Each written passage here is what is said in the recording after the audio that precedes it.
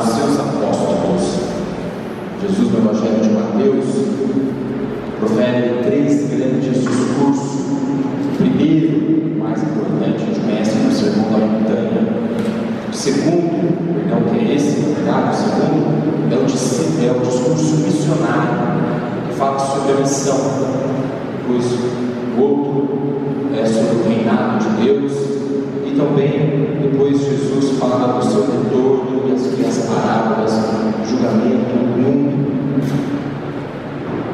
Para a gente entender melhor as passagens de hoje, é importante a gente recordar esse cenário. Jesus, depois de ter anunciado a sua mensagem no Sermão da Montanha, que começa com as bem-aventuranças, Jesus realiza vários sinais e depois escolhe 12 entre os seus discípulos e os envia em missão. E aí, dando várias orientações para os apóstolos, que literalmente apóstolos significa aqueles que foram enviados. E na concepção daquele tempo, toda pessoa que era enviada por alguém, ela representava e praticamente era ela mesma quase a pessoa que tinha sido enviada. Então, Jesus, enviando os 12 apóstolos para a certa medida, ele está se enviando a sua mensagem. E Jesus então dá algumas orientações. Primeiro dizendo: não leve nada, dependa da acolhida alheia. Porque a casa que entrar, come o que dela oferecer, não fica procurando a melhor casa, cuidando de casa em casa, mas acolher aquilo que for oferecido para vocês. Proclame o Evangelho, que é aquilo que Jesus já tem ensinado aos discípulos. Por exemplo, as bem-aventuranças. Proclame essa boa notícia para as pessoas. Mas Jesus, depois, também tem um certo senso de realismo, porque ele diz que muitas vezes eles serão rejeitados. Ele diz que o próprio povo que vão rejeitá-los, e que eventualmente, inclusive no futuro, eles serão levados diante de tribunais, serão açoitados, vão sofrer muito por causa do nome dele. A gente lembra, por exemplo, de João Batista, que começou a pregar o Evangelho, e logo foi colocado na prisão e depois morto. Quando ele é preso, Jesus começa a anunciar o Evangelho, e a gente sabe que eventualmente Jesus também será preso e será colocado à morte. Agora Jesus está enviando os apóstolos, já alertando-os para aquilo que pode vir.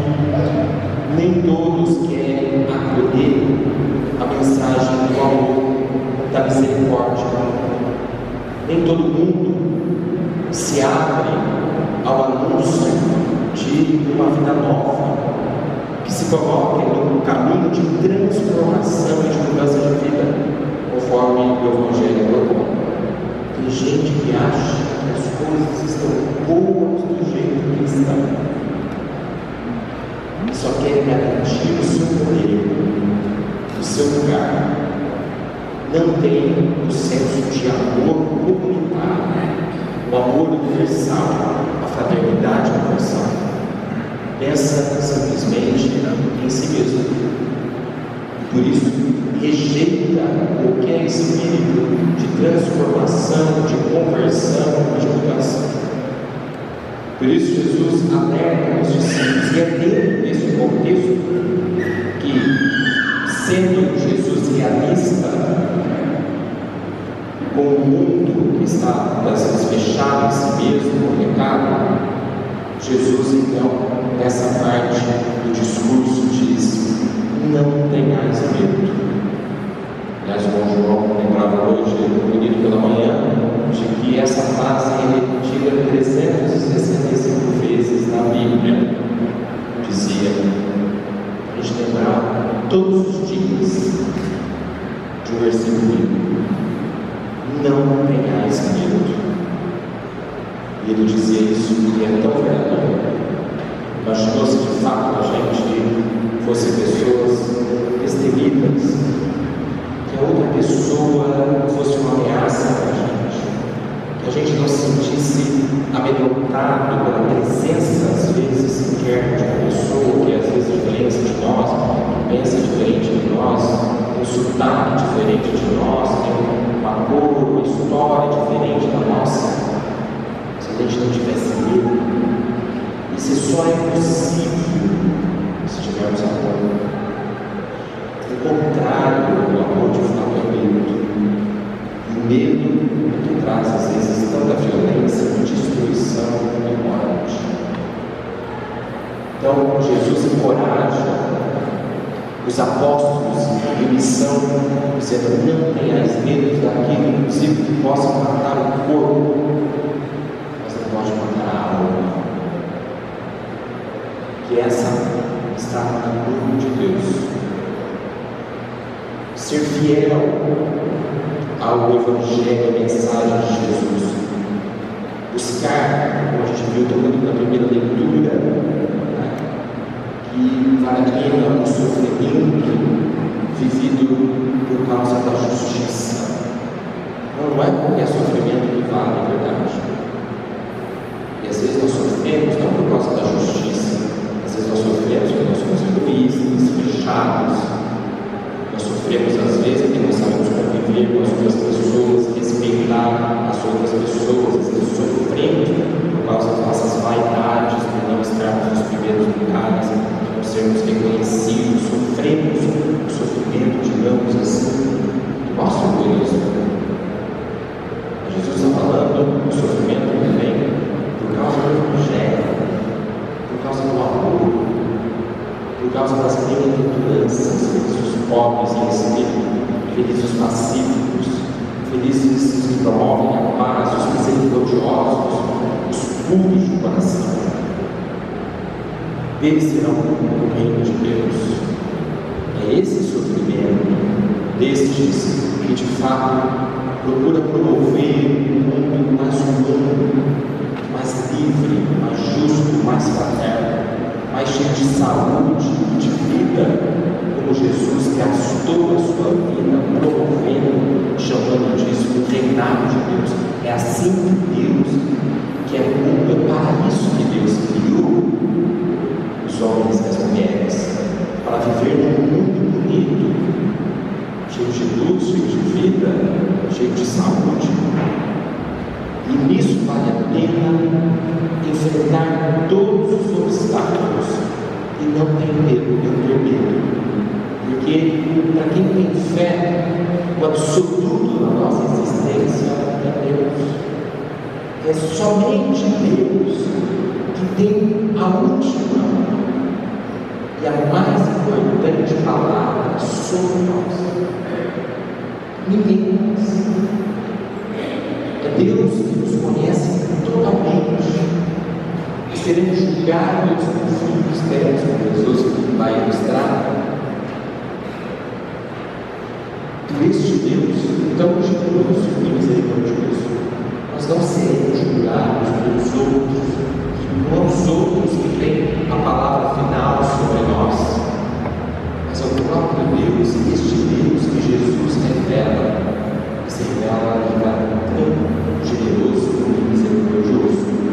Aliás, o João, na reflexão que eu dei hoje, gravou no nosso Instagram, tão bonito, ele lembra as palavras do Papa Bento, dizendo: é de um Deus que em Jesus Cristo é capaz de amar tanto e voltou-se contra si mesmo, porque se doou a si mesmo, doou o seu próprio filho. A mensagem central do Evangelho não pode ser outra senão aquela do próprio Cristo Jesus, que é uma mensagem de amor. É por esse Deus generoso, é Ele que tem a última palavra sobre nós. Por isso deve dar para cada um de nós um senso profundo de liberdade que nos livra de todos os perigos, como cantamos, de todos os temores, nos livrou o Senhor Deus. Se temos essa confiança nesse Deus tão generoso e amoroso, não devemos temer nem mesmo aqueles que podem matar o corpo, mas não podem matar a alma. A exortação seguinte de Jesus aos apóstolos é confiar, pois se Deus cuida das pequenas árvores, dos pardais, quanto mais eles reconhecem, sabe, cada fio de cabelo da nossa cabeça, quanto amor Deus tem para conosco. E este amor a gente não cansa de recordar e agradecer, como faremos daqui a pouco na liturgia eucarística, é plenamente revelado em Jesus Cristo, na sua paixão, morte e ressurreição, no corpo entregue, no sangue derramado, uma vida generosa de amor e de serviço. Nós não cansamos de agradecer, como disse, faremos daqui a pouco, esse memorial que é a Eucaristia, memorial do amor de Deus para com a humanidade, de maneira plena, revelada, a paixão, morte e ressurreição do seu Filho Jesus Cristo. Por isso, devemos confiar que Deus cuida de nós, que é cuidadoso. E, finalmente, a exortação de Jesus é para que a gente possa, de fato, confessar e declarar diante dos homens: eu mesmo vou, e testemunhar diante dos homens: eu mesmo vou testemunhar diante do Pai. A gente não deve ter medo de anunciar Jesus Cristo e seu Evangelho. O fundo é anunciar o amor de Deus. Não ter vergonha, não ter receio. Não, é verdade, hoje é uma confusão gigantesca. Muita gente tem roubado a mensagem do Evangelho para se anunciar, para se promover. É verdade, a vaidade das coisas, para lucrar com a existência dos outros. Sim, a palavra de Deus, já não é de hoje, muitas vezes é manipulada. Jesus, inclusive, alerta os falsos profetas e messias que virão impérios de cordeiro e vão tentar raptar a mensagem do Evangelho. Hoje fazem de maneira tão eficiente nas redes sociais, sobretudo, que estão anunciando a si mesmos e não anunciando de fato Jesus Cristo e o seu Evangelho. Porque o anúncio de Jesus do Evangelho não é o anúncio de uma imagem, é o anúncio de uma vida entregue, de uma vida devotada a Deus, uma vida, muitas vezes, longe dos holofotes. Como Nossa Senhora, a gente viu neste domingo na Boda de Cana, que fala uma frase só em todo o Evangelho de João, e nunca é voltada para ela, é dizer: faça tudo o que ele vos disser. É assim a vida de verdadeiro seguidor de Jesus Cristo.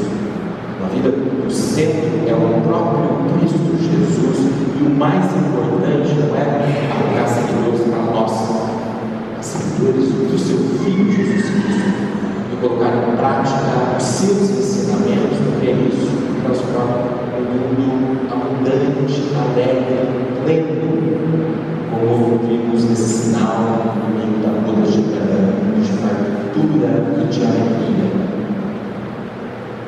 Podemos dizer, queridos irmãos e irmãs, que São Sebastião, no seu tempo, no seu lugar, viveu essas exortações de Jesus, na verdade. Por isso nós estamos aqui para louvar e agradecer pelo testemunho de São Sebastião, que de fato não teve medo de anunciar o amor do Evangelho. Não, Sebastião não morreu porque ele disse assim: eu sou cristão. Se ele fosse egoísta, promovendo a si mesmo, de nada de morrer. Mas ele disse que era cristão pelo seu jeito de ser, de agir, num ambiente, inclusive, hostil que ele estava, como soldado romano, era famosa por causa da sua organização, da sua estrutura impecável, mas que era temido no exército romano, que massacrava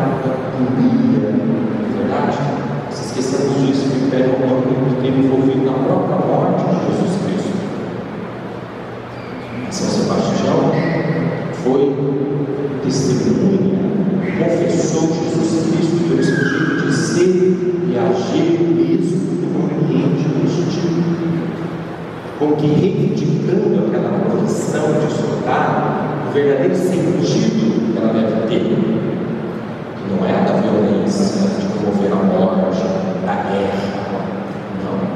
O verdadeiro sentido de um soldado é aquele que defende e protege a vida, sobretudo os mais frágeis e necessitados. Promove aquilo que é justo. Por isso, São Sebastião foi aquele cristão que, vivendo neste ambiente hostil, ele fez de tudo para fortalecer os cristãos que estavam sendo perseguidos pelo próprio Império, assistindo, cuidando, vivendo os valores que herdou da sua própria família. Nós temos os militares que entraram nisso, ele se apresentando para a família, uma família que já era cristã, vivendo, procurando viver o valor que aprendeu o cristão da sua profissão. Ele é Deus também nosso. Não importa a nossa formação, a nossa profissão, mas que a gente tenha a coragem de viver os valores do Evangelho. A mensagem, os ensinamentos de Jesus, é assim que a gente professa Jesus Cristo. Não só com palavras, mas com obras, com o nosso jeito de ser e de agir. Um homem destemido, um homem que confiou somente em Deus. Disse que quando ele sobreviveu às fechadas, foram muitas, o seu corpo foi jogado no esgoto. Um homem que tinha, se ele fosse viver os valores do mundo, do prestígio, da fama, ele tinha uma carreira ascendente. Ele não se entregou ao mundo da vaidade, o mundo que promove a si mesmo, mas o mundo da solidariedade, da compaixão e do amor, dos valores do Evangelho. Portanto, ele renunciou a si mesmo por sua própria vida, uma profunda confiança no Pai. Fiante nesse trecho, o Pai puro conhece cada fio de cabelo da nossa cabeça. Finalmente, podemos dar graças a Deus porque São Sebastião então declarou a mensagem do Evangelho com a sua própria vida. Uma coisa bonita nesse texto bíblico de hoje é que a mensagem de Jesus não é para poucos escolhidos, para um grupo ou outro. A mensagem do Evangelho é pública. Podemos dizer que é domínio público. O que Jesus ensinou, nesse discurso fala tocando no telhado. Não é para poucos, ele não montou um clube exclusivista que é melhor do que os outros, que compete com os outros. Não. A sua mensagem é livre, é gratuita, é para todos e direito de todos, que deve ser proclamada a todos a mensagem do amor que salva, da misericórdia e da compaixão de Deus. Certamente, irmãos e irmãs, desde que eu cheguei aqui, eu cheguei para o Marcelo 2 anos atrás, praticamente, vamos fazer aqui uma semana, olhando, eu especificamente olhando aqui nessa igreja, eu fiquei assim, profundamente como sou até hoje, fico admirado com a beleza dessa imagem de São Sebastião de Ribeira, a que nós herdamos, digamos assim, pelos nossos antepassados, assim como essa igreja maravilhosa, mas de que a sensação que nós tínhamos é que São Sebastião parecia um pouco esquecido, adormecido. A gente gosta um pouco de uma obra, não só de santos mais recentes, mas a gente gosta de livros famosos, religiosos mais recentes. Não sei vocês, mas eu já vi tantos desses subindo e descendo a todo momento, agora vamos isso, agora vamos o outro, uma de onda, de um lado e de outro. Eu fico assim, chocado, que a gente não coloca o nosso coração no Evangelho de Jesus Cristo. Colocamos nas pessoas que vêm e vão, que estão preocupadas às vezes com muita vaidade, esquecemos às vezes dessa energia. Nosso, esse exemplo tão bonito que é São Sebastião, que as gerações passadas não esqueceram, porque ele era distante delas, considerando lá do ano de 200 e pouco, do século III, chegando a Quintalinhos, São Sebastião já tinha séculos de história que foi trazido ao longo da história, chegou até nós, mas às vezes nós somos fascinados por aquilo que é de fora, por aquilo que é novidade, pelas modas. Tem modas de roupa, tem moda religiosa, vocês sabem disso, não podemos esquecer disso, passa cheio as modas, as pessoas querem criar um modismo passado. A moda que nunca sai embora é o evangelho, que assim que tivemos assim, um gosto mesmo do evangelho, que devemos sentir de vida e que estamos diante de um santo que viveu de maneira exemplar o evangelho do Senhor. Então, ele não deseja que a gente seja um soldado romano, nem que a gente militarize a igreja ou algo assim, não. Ele deseja, como o Papa Francisco diz muito bem, quando fala sobre santidade de vida, os santos não é para a gente fazer uma cópia deles, é para a gente se inspirar nele e ser a melhor versão de nós mesmos no mundo de hoje. Nosso lugar. Mãe, se é pai, se é filho, seja um profissional que você for, seja viva a sua vocação verdadeiramente, como São Sebastião viveu no seu tempo e na sua época. Então, agradecidos por esse tempo tão bonito de São Sebastião, possamos, inclusive, vir visitar essa igreja, ter um olhar mais generoso para com esse nosso santo brasileiro. Deixar que nos inspire novamente, que nós possamos, olhando para ele, lembrar o Evangelho de Jesus, que ele viveu e encarnou. Não ter medo, confiar e declarar a mensagem